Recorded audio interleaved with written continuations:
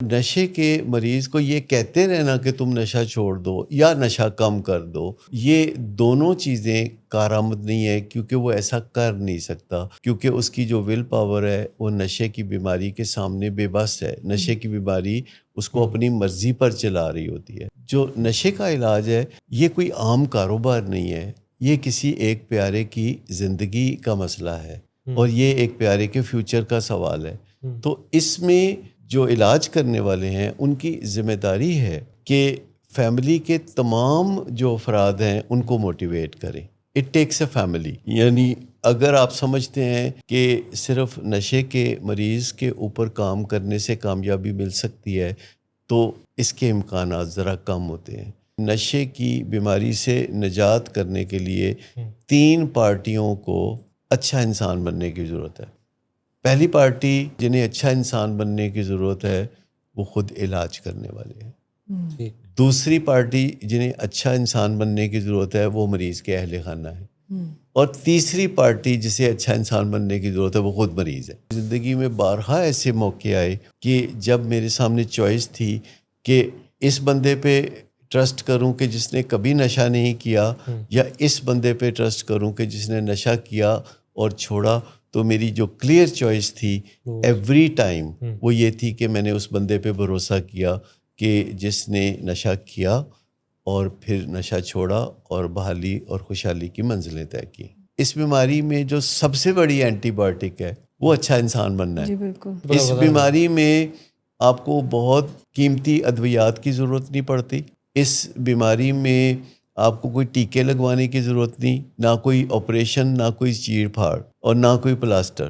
صرف یہ اچھا بننے کا سفر ہے جو کہ آپ کو نشے کی بیماری سے صاف نکال کے باہر خوشحالی کی منزلوں کی طرف لے جاتا ہے۔ نشے کی بیماری کا علاج کرنے والی جو آرگنائزیشنز ہیں جنہیں ہم ریہیبلیٹیشن سینٹرز کہتے ہیں، اگر ان میں آنیسٹی اینڈ ٹرانسپیرنسی نہیں ہے تو بے شک وہ اپنے ہاتھ دھو لیں، انہیں نشے کے علاج میں کوئی کامیابی نہیں مل سکتی۔ نشے کی بیماری میں گھر میں بہت زیادہ تکلیف پیدا ہوتی ہے، اور ہر وقت گھر میں کوئی نہ کوئی دھڑکا لگا رہتا ہے کہ کچھ نہ کچھ مسئلہ پیدا ہو جائے گا۔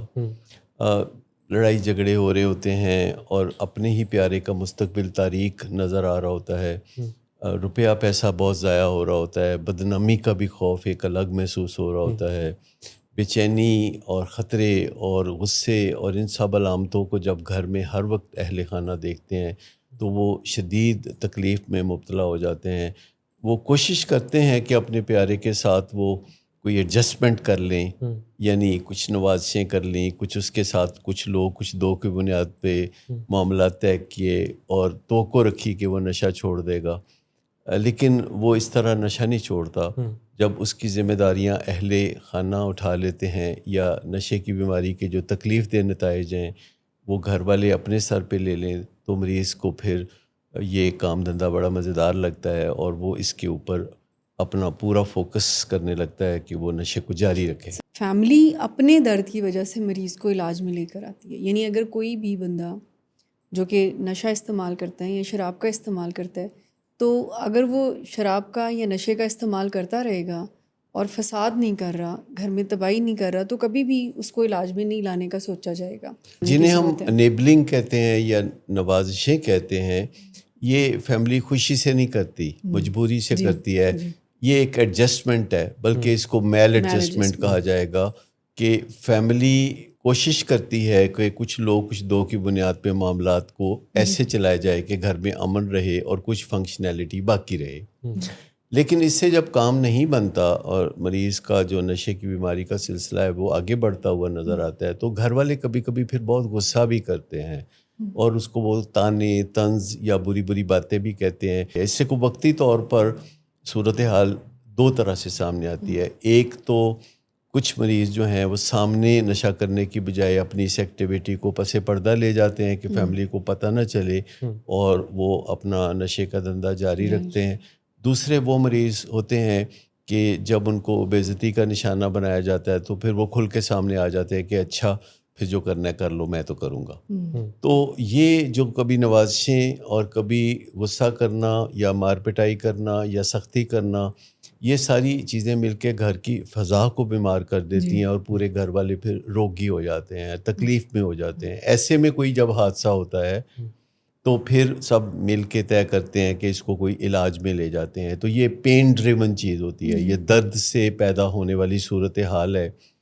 تو جب لوگ عام طور پر علاج کے لیے آتے ہیں تو وہ صرف یہ سوچ کے آتے ہیں کہ ہماری کسی طرح تکلیف دور ہو جائے, اور اس میں ان کا جو مرکزی فوکس ہوتا ہے وہ اس بات پہ ہوتا ہے کہ یہ نشہ چھوڑ دے. اس سے آگے کی سوچ یا آگے کی منصوبہ بندی ان کے ذہن میں نہیں ہوتی, جو کہ ہونا بہت ضروری ہے, کیونکہ انسانوں کو دو چیزیں موٹیویٹ کرتی ہیں. ایک تو تکلیف جس سے کہ وہ دور بھاگتے ہیں, اور دوسرا پلیئر یا مزہ یا کامیابی یا کوئی فائدہ, کوئی منافع جس کی طرف وہ جاتے ہیں. تو انسان جو ہے وہ انہی دو چیزوں سے موٹیویٹ ہوتا ہے, اور نشے کا مریض بھی انہی دو چیزوں سے موٹیویٹ ہو رہا ہوتا ہے. اس کی کوئی اندرونی تکلیفیں ہوتی ہیں جس کی وجہ سے وہ نشہ کرتا ہے, اور پھر وہ پلیئر سیکھ کرتا ہے کہ میں نشہ کروں گا تو مجھے مزہ ملے گا. تو یہ سلسلہ پھر کئی سال تک جب چلتا رہتا ہے. تکلیف سے جو موٹیویشن آتی ہے یہ بہت وقتی ہوتی ہے, لیکن کسی اچھے منصوبے سے جو موٹیویشن آتی ہے, کسی قابل قدر چیز کی طرف جب انسان بڑھنا شروع کرتا ہے تو اس سے جو موٹیویشن آتی ہے وہ مسلسل چلتی رہتی ہے. جو بھی منصوبے اس طرح کے ہوتے ہیں جس میں کوئی ویژن ہوتا ہے, جس میں کوئی گول یا کوئی مقصد ہوتا ہے, جس میں اینڈ آپ ویو کر سکیں, یعنی بہت دور at the end of the tunnel جب آپ کو روشنی نظر آتی ہے, تو یہ ہے وہ موٹیویشن جو بہت کارآمد ہوتی ہے. جبکہ نشے کے مریض کے علاج کے لیے بس یہاں تک ہی دیکھا جاتا ہے کہ اگر یہ نشہ چھوڑ دے, اور اکثر گھر والے جو نقشہ کھینچتے ہیں وہ یہ ہوتا ہے کہ جی بس نشہ چھوڑ دے تو ہم اس کو تخت پہ بٹھا کے صبح شام اس کو اچھے اچھے کھانے کھلائیں اور اس کی خدمت کریں اور اس کو خوش رکھیں. اس کی ایک وجہ یہ ہے نا کہ with the passage of time انہوں نے یہ چیز انکور کی ہوتی ہے کہ نشے کی وجہ سے ہی ہمارے تعلقات بھی خراب ہو رہے ہیں, گھر میں ہر وقت بے سکونی رہ رہی ہے. تو ان کے خیال میں اگر یہ نشہ چھوڑ دے گا باقی چیزیں خود بخود ٹھیک ہو جائیں گی, حالانکہ ایسا نہیں ہے. باقی چیزیں پھر خود ٹھیک نہیں ہوتی. فیملی نے اپنے حصے کی ٹریننگ لینی ہوتی ہے کہ وہ کیسے حصہ ڈالیں ایک مکمل صحت مند زندگی جو اپنے پیارے کو دینا چاہتے ہیں. تو خود بخود تو ٹھیک نہیں ہوتی. دیکھیں اہل خانہ کو جو چیز سمجھ میں نہیں آتی, چونکہ انہوں نے تو کبھی نشہ نہیں کیا ہوتا, تو مریض کو جب تکلیف ہوتی ہے اور وہ نشہ کرتا ہے تو اس کو ایک جعلی خوشی ملتی ہے, جعلی راحت ملتی ہے. تو جب نشے کی بیماری کے علاج میں وہ نشہ چھوڑ دیتا ہے تو وہ خوشی یعنی جعلی خوشی جو کہ وہ نشے سے حاصل کرتا رہا ہوتا ہے, اسے ریپلیس کرنے کی ضرورت ہوتی ہے ایک حقیقی خوشی میں, یا جسے ہم خوشحالی کا منصوبہ کہہ سکتے ہیں. تو وہ پھر بہت ساری چیزیں ہیں جو ڈیزائن کی جا سکتی ہیں. ایک فیوچر ویژن ہے جو پیشنٹ کو اور فیملی کو دیا جاتا ہے کہ جس سے ان کی موٹیویشن بھی آگے بڑھتی رہے, اور حقیقت پسندی کو سامنے رکھتے ہوئے, اس مریض کے خاص حالات کو سامنے رکھتے ہوئے, اس کی سکت اور طاقت اور قابلیت کو سامنے رکھتے ہوئے, اور فیملی کے ماحول کو سامنے رکھتے ہوئے اس کے فیوچر کو ری ڈیزائن کیا جا سکتا ہے. سر ایک یہ جو موٹیویشن سے شروع ہوئی, وہ موٹیویشن جیسے علاج شروع ہو گیا, بڑی اچھی موٹیویشن ہے, چند دن کے بعد وہ جو موٹیویشن ڈراپ ہو رہی ہے وہ کیوں ہوتی ہے؟ یعنی موٹیویشن تو بہت اچھی تھی. دیکھیں سادہ سی بات ہے کہ جب تکلیف سے موٹیویشن پیدا ہوئی تھی تو داخلہ ہوتا ہے, علاج شروع ہوتا ہے تو تکلیف بڑی تیزی سے نیچے آنے لگتی ہے. جب تکلیف تیزی سے نیچے آنے لگتی ہے تو تکلیف کی دی ہوئی چیز یعنی موٹیویشن بھی نیچے آنے لگتی ہے, اور ایک ویکیوم سا کریٹ ہو جاتا ہے, اور انسان کے جو ہی حالات بدلتے ہیں ویسے ہی اس کے جذبات بدلتے ہیں. جب تکلیف کم ہوتی ہے تو وہ جو ایک شوق ہوتا ہے, وہ جو ایک تحریک ہوتی ہے, وہ جو ایک جوش و جذبہ ہوتا ہے وہ ماند پڑ جاتا ہے. اور یہ علاج کرنے والوں کی ذمہ داری ہے کہ اس جوش و جذبے کو قائم رکھنے کے لیے ایک فیوچر ویژن دیں, ایک ڈیزائن کریں مریض کا فیوچر, جو کہ ایک step by step road map ہے, جو کہ وہ دیکھ سکیں, جو کہ وہ انویژن کر سکیں, وہ اس کو تصور میں لا سکیں. ایک آنے والے وقت کے حوالے سے کوئی نہ کوئی ویڈیو ان کے ذہن میں چل سکے, اور اگر اس طرح کامیابی سے ڈیزائن کیا جائے ایک مستقبل کا خاکہ تو فیملی اور مریض دونوں یہ بات بہت اچھی طرح سے پھر سمجھ لیتے ہیں کہ یہ ان کے فائدے کا کام ہے. الٹیمیٹلی مریض جب علاج کے مرحلوں میں جاتا ہے یا اس کی فیملی اس کو لے کے آتی ہے تو اس وقت ان کے ذہن میں ہوتا ہے کہ اس منصوبے میں ہمارے لیے کیا ہے, اور اس وقت ان کو بڑا واضح نظر آ رہا ہوتا ہے کہ اس منصوبے میں ہمارے لیے یہ ہے کہ جس تکلیف سے ہم دن رات گزرتے ہیں وہ تکلیف ختم ہو جائے گی. تو جو موٹیویشن تکلیف سے پیدا ہوتی ہے, تکلیف ختم ہوتے ہی وہ جو موٹیویشن ہے وہ مدھم بڑھ جاتی ہے. جو تکلیفیں نشہ کرنے سے گھروں میں پیدا ہوتی ہیں جس کی وجہ سے علاج میں کوئی آتا ہے تو وہ مریض کو خود فریبی سے نکالنے میں بہت اہم رول پلے کرتی ہیں. جو چیز مریض کو علاج تک لے کے آتی ہے وہ تو درد اور تکلیف ہے, تو اس سے سفر تو شروع ہو جاتا ہے جی. لیکن یہ سفر جاری رکھنا اسی وقت ممکن ہے کہ جب کوئی ویژن ہو, نظم و ضبط ہو اور کوئی مقصد ہو جس کے پیچھے آپ چل رہے ہو, اور ایک روڈ میپ ہو جو کہ آپ کو بتائے کہ کیا کام آپ نے کر لیا ہے اور کیا کام رہ گیا ہے. اور عام طور پر جب تکلیف دور ہوتی ہے تو اس سے پہلے ہی اگر ویژن پیدا کر دیا جائے تو وہ زیادہ کارآمد ہوگا. ایک دفعہ تکلیف دور ہونے کے بعد لوگ عام طور پر وہ کہتے ہیں نا, تو ہی نادا چند کلیوں پر قناعت کر گیا, تو وہ جو چند کلیاں ہیں ان پہ قناعت کرنے کا رجحان بہت زیادہ ہے کہ جو فوری تکلیفیں ہو رہی تھیں, جو نشے کا مسئلہ تھا وہ حل ہو گیا تو لوگ سمجھتے ہیں کہ بس ول پاور کافی ہوگی. لیکن یہ پکی بات ہے کہ نشے کی بیماری میں ول پاور کام نہیں کرتی, یعنی بحالی کے لیے کام نہیں کرتی, ول پاور نشہ کرنے کے لیے کام کرتی ہے. لہٰذا آپ کو سب سے پہلے تو یہ سمجھنا ہوگا کہ نشے کی بیماری میں ول پاور کی بجائے علاج اور اس کے متعلقہ جو سٹیپس ہیں ان پہ توجہ دینے کی ضرورت ہوتی ہے. اب دیکھیں جیسے کہ ول پاور سے بلڈ پریشر کم نہیں ہو سکتا, شوگر کم نہیں ہو سکتی, بخار کم نہیں ہو سکتا, نہ کھانسی کم ہو سکتی ہے. تو جو کریونگ ہے نشے کی بیماری میں جو ہر وقت مریض کو ستا رہی ہوتی ہے, یہ بھی ول پاور سے کم نہیں ہوتی, کیونکہ ول پاور تو ہائی جیک ہو گئی ہوتی ہے نشے کی بیماری کے ہاتھوں, اور نشے کی بیماری جو کچھ چاہتی ہے ہماری مرضی سے منواتی ہے, یعنی وہ ہمیں اس طرف لگا لیتی ہے. تو یہ جو ایک نظام ہے ہمارے دماغ کا جس میں ول پاور بڑا اہم کردار ادا کرتی ہے, تو یہ ساری کی ساری ول پاور نشہ کرنے اور بیماری کے مقاصد کے لیے خرچ ہو رہی ہوتی ہے. لہٰذا ہمیں بہت ساری سکلز سیکھنے کی ضرورت ہوتی ہے جو کہ ایک پروسیس ہے. علاج میں آہستہ آہستہ جب آگے بڑھتے ہیں تو شروع میں آپ سمجھتے ہیں کہ ہم چاہتے ہیں کہ تکلیف کا تاثر تازہ رہے اگرچہ تکلیف چلی جائے, کیونکہ علاج کا جو ابتدائی مرحلہ ہے جسے ڈی ٹاکسیفیکیشن کہتے ہیں یا وڈرول مینجمنٹ کہتے ہیں, اس میں کام صرف اتنا ہوتا ہے کہ تکلیف ختم ہو جائے لیکن جو تکلیف تھی اس کی یادداشت باقی رہے, اس کا احساس گم نہ ہونے پائے. تو اس کے لیے ابتدا سے ہی ایک انٹرونشن ڈیٹا ہوتا ہے جو فیملی کے ساتھ مل کے جس پہ کام کیا جاتا ہے کہ مریض کی زندگی سے وہ واقعات چنے جاتے ہیں کہ جن کی وجہ سے کوئی نقصان ہوا یا تکلیف ہوئی یا بدنامی ہوئی, اور ان واقعات کو پھر مریض کے ساتھ ڈسکس کیا جاتا ہے, اس کے سامنے پیش کیا جاتا ہے, جس سے کہ اس کو یہ بات بارہا کرنے سے پھر یاد رہتی ہے کہ نشے کرنے کے زمانے میں اس کی زندگی کس قدر مشکلات کا شکار تھی. اس کے ساتھ ساتھ ہمیں ہر مرحلے پر امید زندہ رکھنی چاہیے.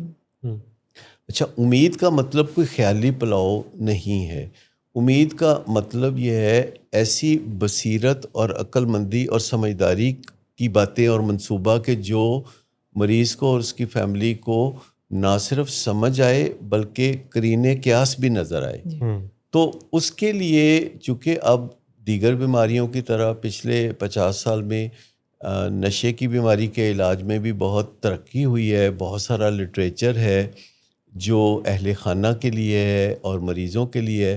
ڈاکٹرز کے لیے یا سائیکالوجسٹ کے لیے جو ایجوکیشنل مٹیریل ہوتا ہے میں اس کی بات نہیں کر رہا.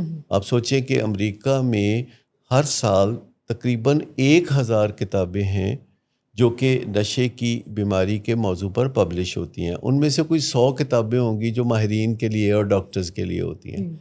باقی 900 کتابیں جو ہوتی ہیں اہل خانہ کے لیے، مریض کے لیے، خامد کے لیے، بیوی کے لیے، یا کسی بھی نشے کے مریض سے محبت کرنے والوں کے لیے ہوتی ہے.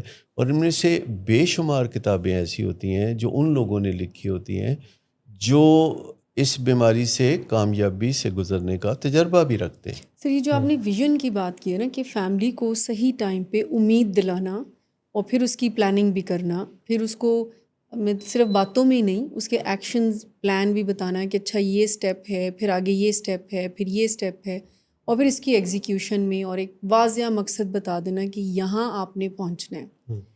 جو شروع میں تکلیف سے جو یہ سفر شروع ہوتا ہے تو اس کا ایک گول ہے نا، یہ جیسے آپ نے انٹرونشن ڈیٹا کی بات کی، تو اس کا گول یہ ہے کہ آپ ایک انسائٹ ڈیولپ کرتے ہیں اور اس تکلیف کو ایز اے موٹیویشن یوز کرتے ہیں فار دا پیشنٹ اور فار دا فیملی.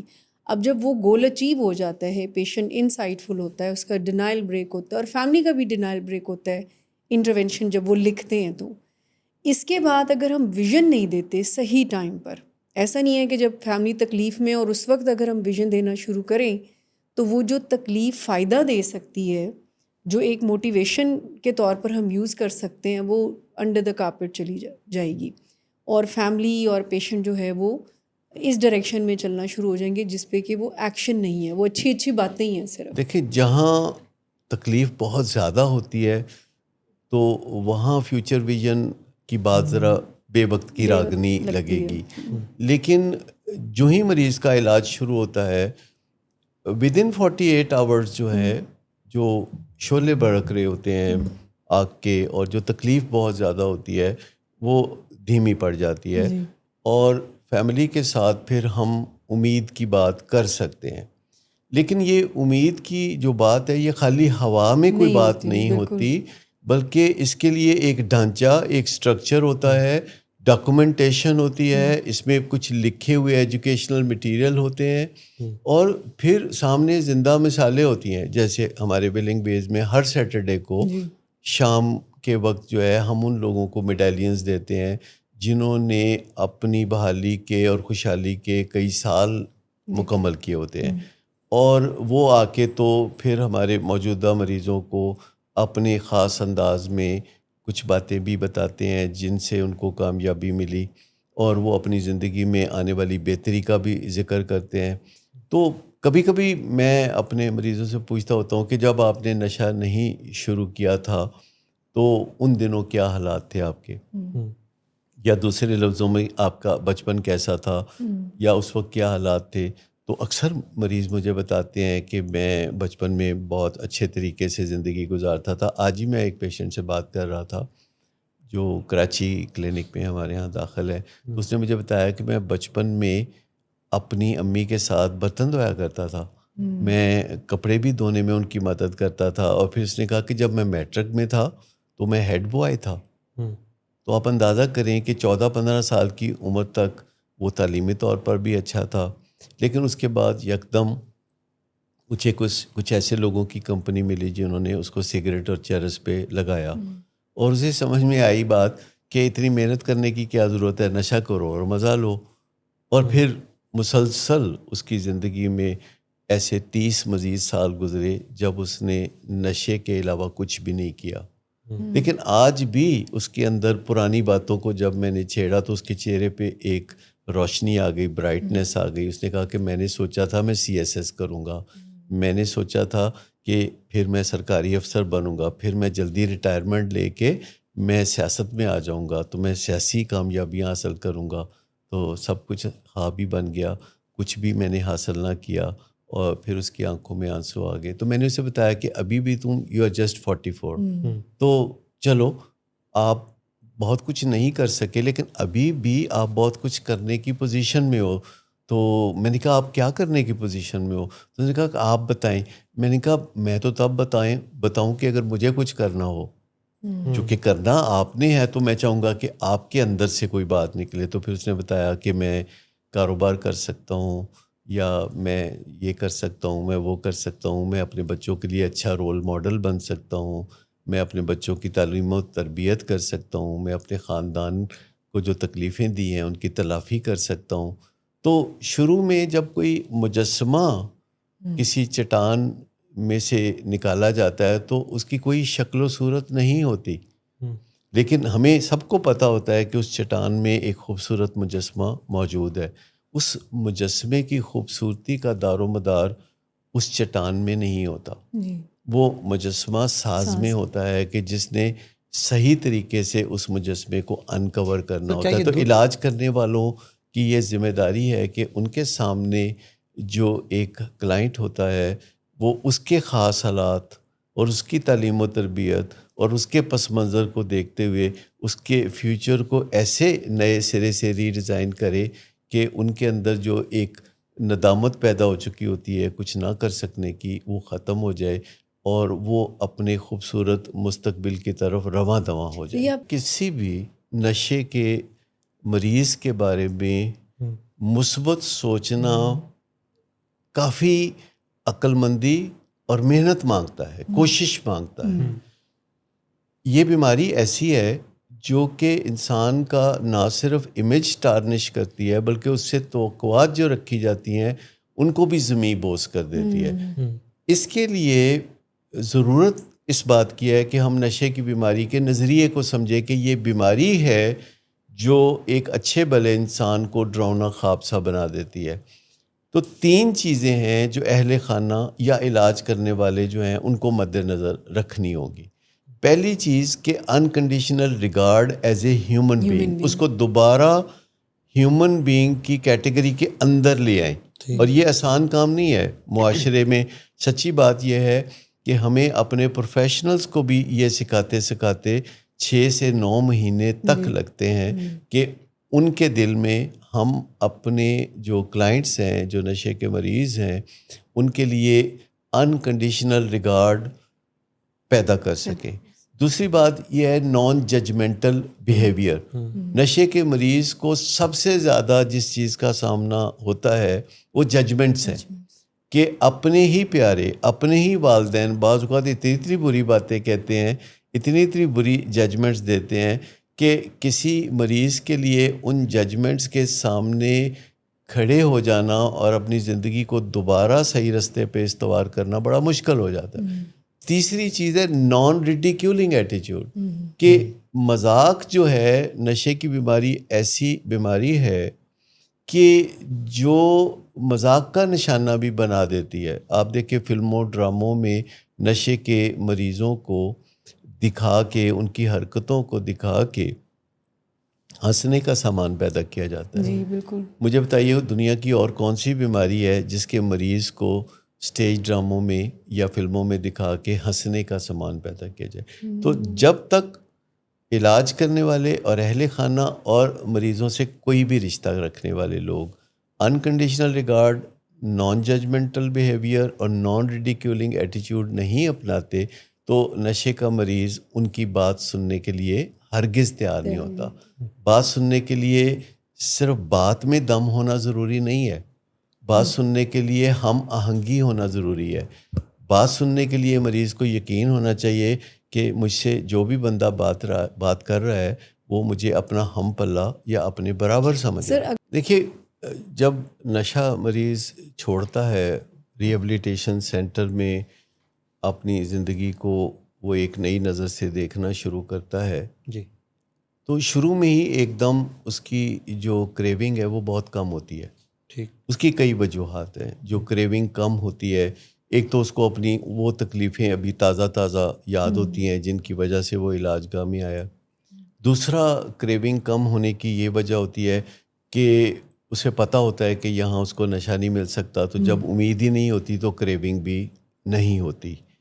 اور تیسرا اس کی کریونگ کو کم کرنے کے لیے کچھ میڈیکیشن اسے مل رہی ہوتی ہیں جو کہ اس کے لیے آسانی پیدا کرتی ہیں. تو یہ جو ایک سکوت آ جاتا ہے یا ایک دم پریشانی ختم ہو گئی لگتی ہے اور لگتا ہے تو مسئلہ تو حل ہو گیا، یہ ایک حقیقی صورتحال نہیں. تو مریض کو واضح کر کے بتانا ہوتا ہے کہ یہ ابھی جو آپ کو بہت ہی پرامن سا ماحول لگ رہا ہے اپنے ذہن میں، اور کوئی کریونگ نہیں ہو رہی, کوئی تکلیف نہیں ہو رہی, اور اب آپ سمجھ رہے ہیں کہ اب آپ کی ول پاور کافی ہے.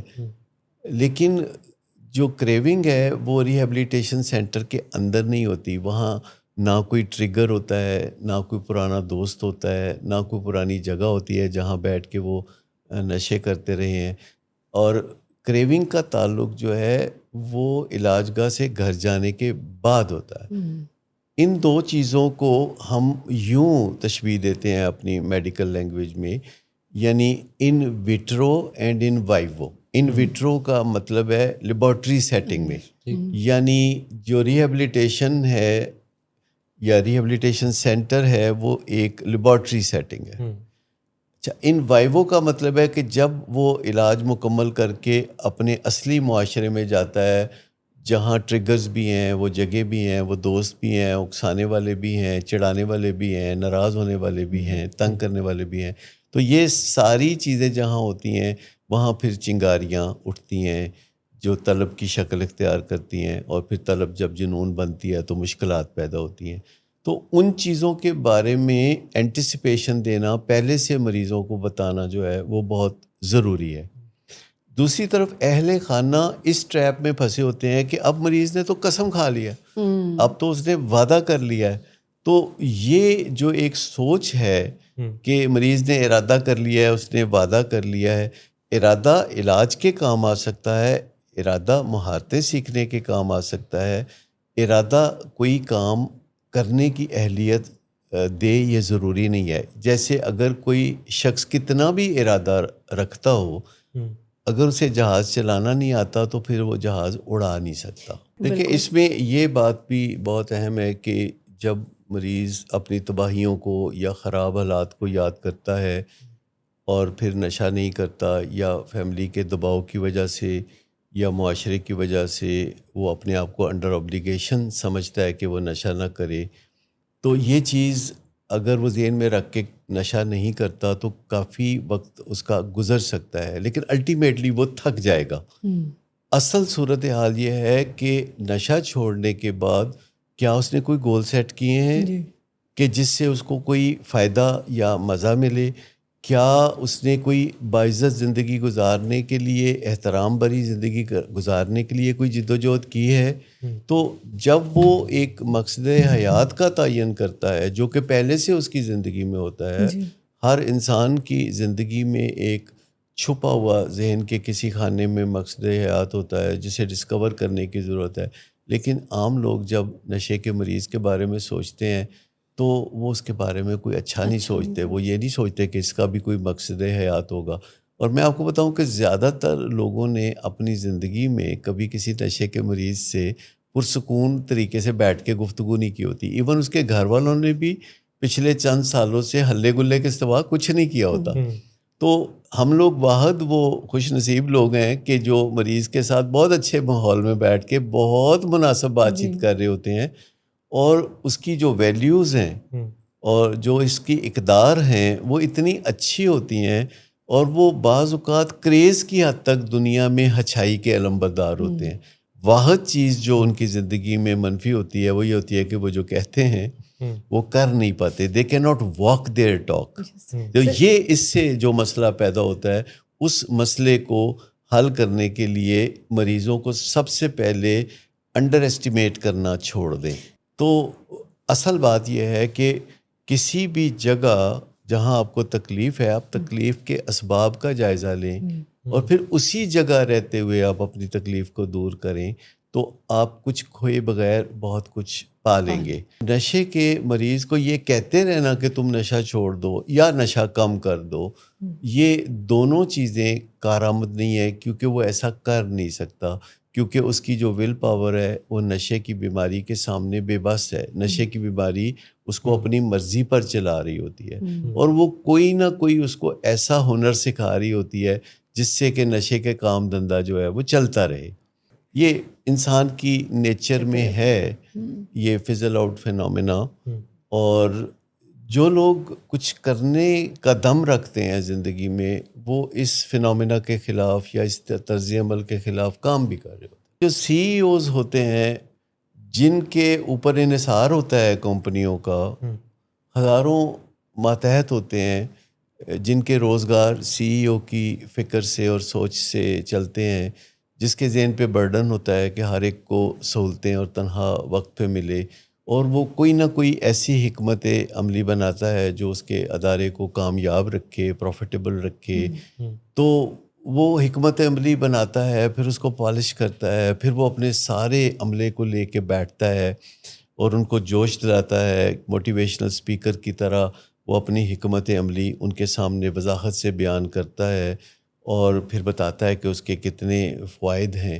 تو دیکھتے ہی دیکھتے لوگوں میں جوش بھر جاتا ہے اور بڑا لوگ احترام سے اور شائستگی کے ساتھ اور ایکسائٹمنٹ کے ساتھ جو ہے اپنے CEO کا حوصلہ بڑھاتے ہیں کہ وی آر بیہائنڈ یو باس.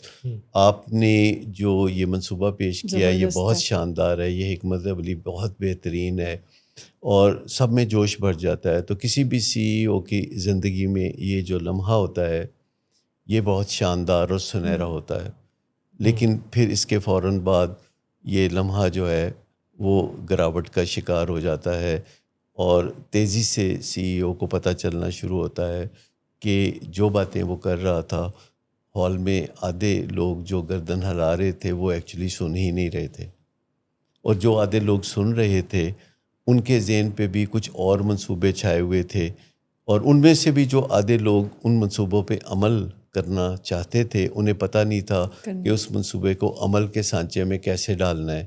اور ان میں سے بھی جو پھر آدھے لوگ چاہتے تھے کہ یہ کام کر گزریں, تو ان کے پیش نظر بھی صرف یہ ہوتا ہے کہ ہم کام جو کرتے ہیں یہاں پہ تو باس کے کام میں تعاون کرنا تو ہمارا فرض بنتا ہے. تو آپ سوچیں کہ کہاں پرجوش طریقے سے ایک منصوبے میں ہاتھ ڈالا گیا تھا. بعد میں ایک چھوٹا سا کنٹینجنٹ ہے, ایک چھوٹا سا حصہ ہوتا ہے آرگنائزیشن کا 4% جو دل و جان سے, یعنی 4% دل و جان سے CEO کے منصوبے کو عملی جامہ پہنانے کی کوشش کرتا ہے, اور یہی وہ کنٹینجنٹ ہے جو آرگنائزیشنز میں کامیابیوں کا باعث بنتا ہے. تو ہماری بنیادی کوشش یہ ہونی چاہیے کہ کسی بھی منصوبے کو کامیاب بنانے کے لیے یہ جو چھوٹا سا کنٹینجنٹ ہے, یہ جو چھوٹا سا طبقہ ہے, اس کو ایکسپینڈ کریں, لوگوں کو ایمپاور کریں, لوگوں کو سکلز دیں, لوگوں میں موٹیویشن پیدا کریں.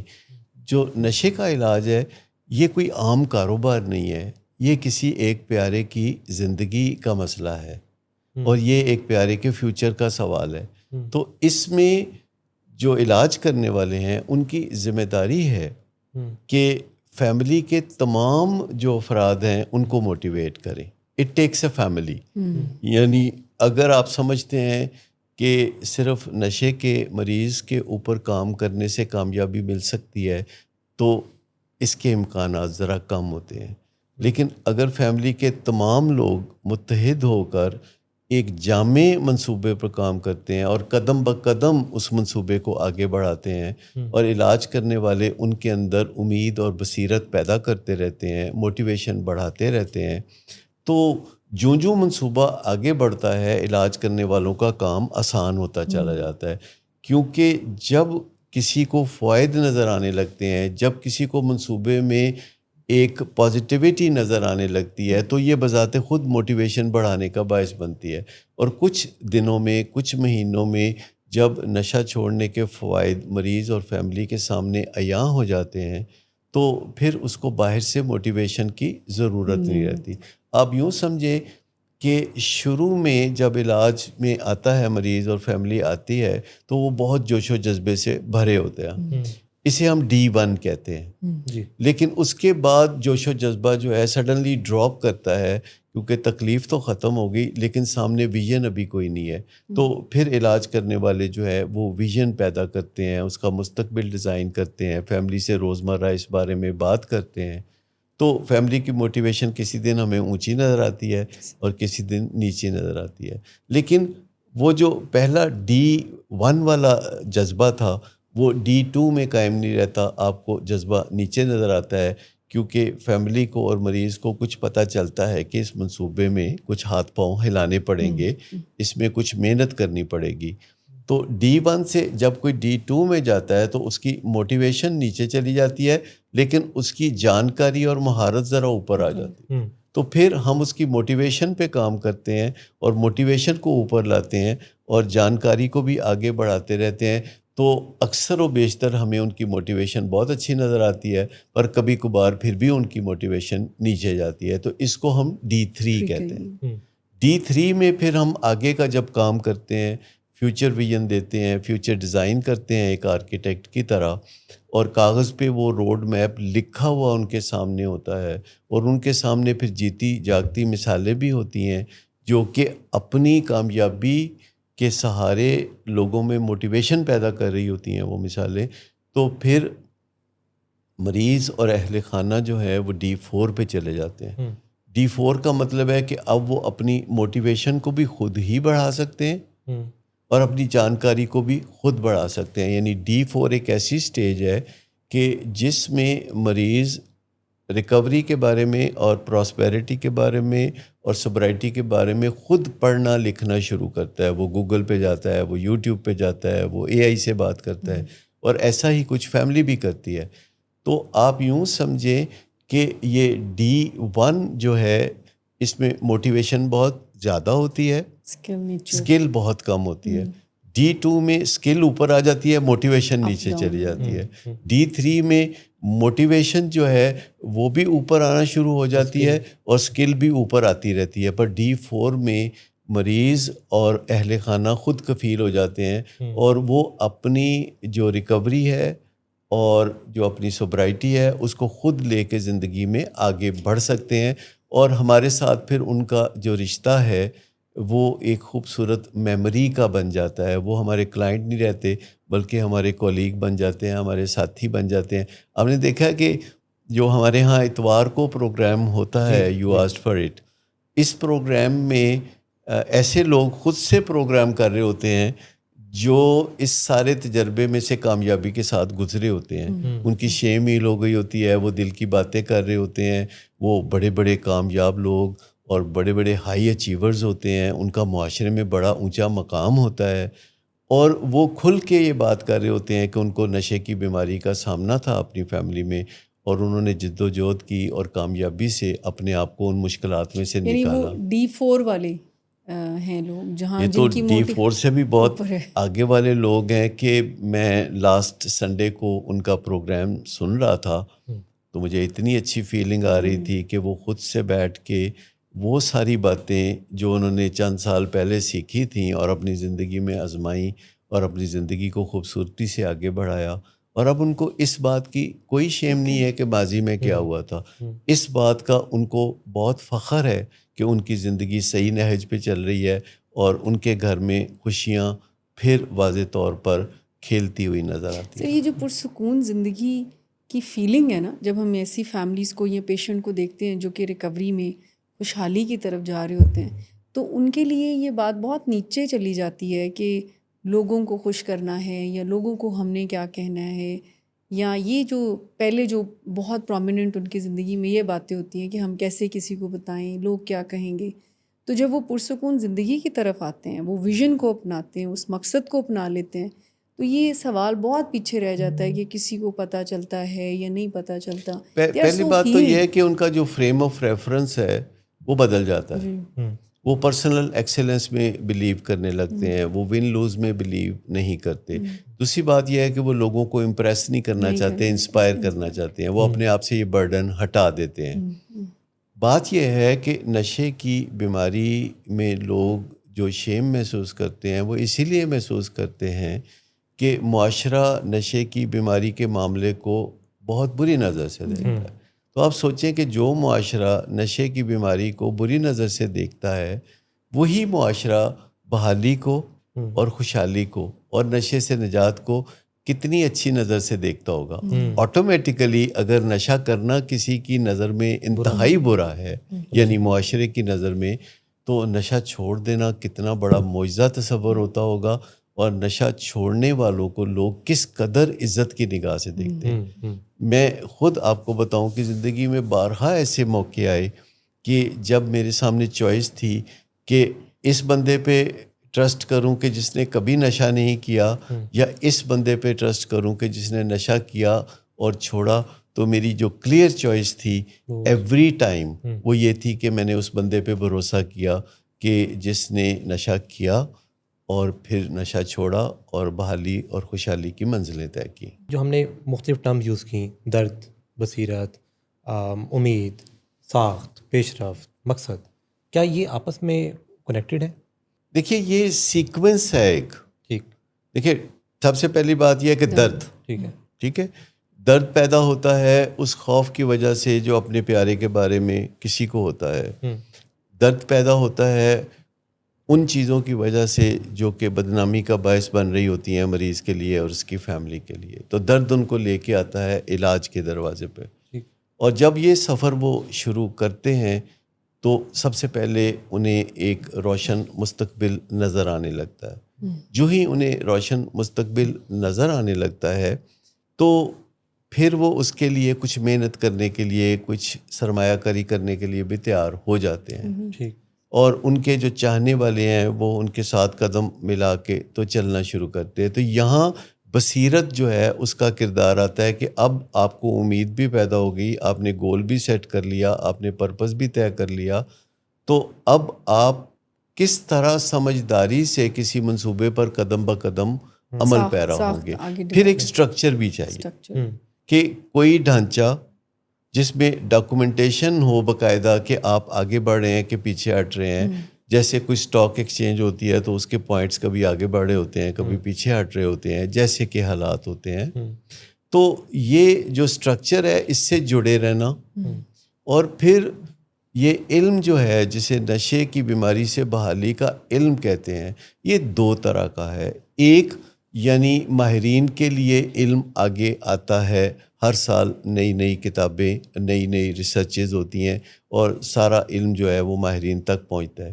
لیکن نشے کی بیماری کا ایک علم وہ بھی ہے جس کا تعلق خود مریض سے، اس کے اہل خانہ سے اور اس کے چاہنے والوں سے ہے. یہ بالکل ایسے ہی ہے جیسے ڈائبٹیز کی بیماری کا ایک علم وہ ہے جو ڈائبٹالوجسٹ کے لیے کارآمد ہے، اور ڈائبٹیز کی بیماری کا ایک علم وہ ہے جو ڈائبٹیز کے مریض کے لیے اور اس کے فیملی ممبرز کے لیے کارآمد ہے، تاکہ وہ اچھا علاج کرنے میں اپنے معالج کی مدد کر سکیں. تو یہ ایک ایسی بیماری ہے کہ جس میں معالج سنگل ہینڈڈلی کچھ نہیں کر سکتا. اس سے فیملی کی اور مریض کی معاونت کی ضرورت ہوتی ہے. اور سب سے بڑی بات میں آپ کو بتاؤں کہ امریکہ جیسے ملک میں جہاں کسی بھی بیماری کا علاج کرتے ہوئے انہیں خدا یاد نہیں آتا، تو نشے کی بیماری کے علاج میں باقاعدہ سرکاری طور پر باقاعدہ پروٹوکول میں یہ شامل ہے کہ آپ کو خدا کو شامل کرنا پڑے گا. جب بھی کوئی ان مشکلات کا ذکر کرتا ہے امریکہ میں جو کسی کو نشے سے نجات میں پیش آ رہی ہوتی ہیں یا نشے کے علاج میں پیش آ رہی ہوتی ہیں، تو انہیں مشورہ دیا جاتا ہے پٹ گاڈ انٹو اٹ.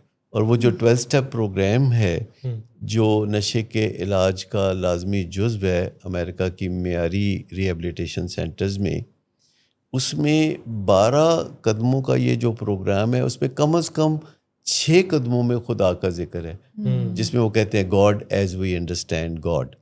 یعنی آپ اپنے اندر خدا کا ایک ایسا تصور بنا لیتے ہیں جو آپ کو مہربان لگتا ہے، جو فضل کرنے والا لگتا ہے، جو رحیم ہوتا ہے.